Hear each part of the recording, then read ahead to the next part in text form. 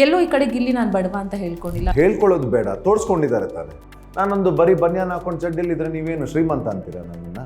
ಅವ್ರದ್ದು ನಾನು ಕೇಳ್ಪಟ್ಟೆ MG ಹೆಕ್ಟರ್ ಗಾಡಿ 24 ಲಕ್ಷ ಇದೆ ಹೊಸ ಗಾಡಿಗೆ. ಅದಕ್ಕೆ ಸೆಕೆಂಡ್ ಹ್ಯಾಂಡ್ ಅಂತ ಅನ್ಕೊಳ್ಳೋಣ, ಒಂದು 15 ಲಕ್ಷ ಮೇಲೆ ಗಾಡಿ ಇರ್ಬೋದು.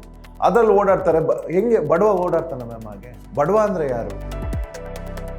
ಗಿಲ್ಲಿ ಬಡವ ಅಲ್ಲ, ಬಡವ ಅಂತ ತೋರಿಸ್ಕೊಳ್ತಾ ಇದ್ದಾನೆ. ನನಗೆ ಗೊತ್ತಿಲ್ಲ. ನಾನು ಬಟ್ ಈ ಒಂದು ವಿಷಯ ಬಿಗ್ ಬಾಸ್ ಮನೆಯಲ್ಲೂ ಕೂಡ ಚರ್ಚೆಗೆ ಬರುತ್ತೆ. ನೀವು ಕೂಡ ಹೇಳಿದ್ರಿ, ಹೌದು, ಸೊ ತೋರಿಸ್ಕೊಳ್ತಾ ಇದೆಯಾ, ನೀನೇನಕ್ಕೆ ಬನೀನ್ ಹಾಕೊಂಡು. ಸೊ ಈ ಇದೆಲ್ಲ ವಿಷಯ ನೋಡ್ತಾ ಹೋದ್ರೆ ಎಲ್ಲೂ ಈ ಕಡೆ ಗಿಲ್ಲಿ ನಾನು ಬಡವ ಅಂತ ಹೇಳ್ಕೊಂಡಿಲ್ಲ, ಎಲ್ಲೂ ಈ ಕಡೆ ಗಿಲ್ಲಿ ನಾನು ಬಡವನ ಕುಟುಂಬದಿಂದ ಬಂದಿದ್ದೀನಿ ಅಂತ ಹೇಳ್ಕೊಂಡಿಲ್ಲ. ಆದ್ರೂ ಕೂಡ ಈ ರೀತಿಯಾದಂತಹ ಒಂದಿಷ್ಟು ವಿಷಯಗಳು ಬರ್ತಾ ಇದೆ ಅಲ್ಲ. ಹೇಳ್ಕೊಳ್ಳೋದು ಬೇಡ, ತೋರಿಸ್ಕೊಂಡಿದ್ದಾರೆ ತಾನೆ.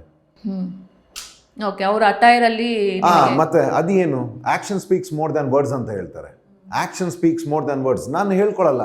ನಾನೊಂದು ಬರೀ ಬನ್ಯಾನ್ ಹಾಕೊಂಡು ಚಡ್ಡಿಲಿದ್ರೆ ನೀವೇನು ಶ್ರೀಮಂತ ಅಂತೀರಾ ನನ್ನನ್ನು?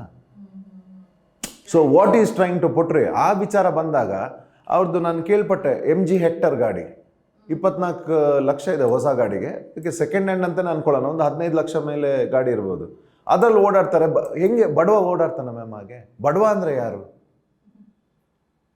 ಒಂದು ಎತ್ತಿಟ್ಕೊಂಡು ಹೊಲನೂ ಇಲ್ಲ, ಬೇರೆಯವ್ರ ಹೊಲದಲ್ಲಿ ಇದು ಮಾಡಿ ಕೂಲಿ ಕೆಲ್ಸಕ್ಕೆ ಬರ್ತಾರೆ ಮ್ಯಾಮ್. ಪ್ರತಿದಿನ ಕೂಲಿ ಬಂದ್ರೇ ಅವ್ರಿಗೆ ಊಟ. ಕೂಲಿ ಕೆಲಸ. ನಾವೊಂದು ಚಿಕ್ಕ ತೋಟ ಇದೆ ನಮಗೆ, ನಮ್ಮ ಕೆಲ್ಸಕ್ಕೆ ಬರ್ತಾರೆ ಅವರು.